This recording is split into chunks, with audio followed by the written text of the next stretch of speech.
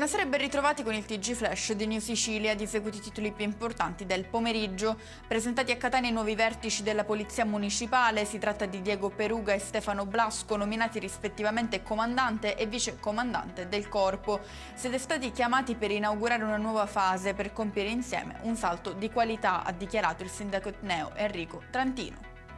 Cade dalla bici e finisce sulle rotaie del tram. È morto così a Palermo un uomo di 73 anni, Antonino Mario Danci. Vanno il trasporto all'ospedale civico, dove l'anziano è stato ricoverato in condizioni critiche per poi spegnersi a causa delle gravi lesioni riportate.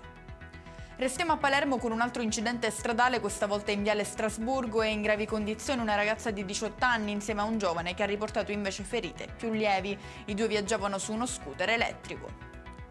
Ci spostiamo a Vittoria, in provincia di Ragusa. Si indaga sulle provenienze di 4 spari esplosi questa mattina nel quartiere Forcone. Interrogato dalle forze dell'ordine un pregiudicato residente in zona.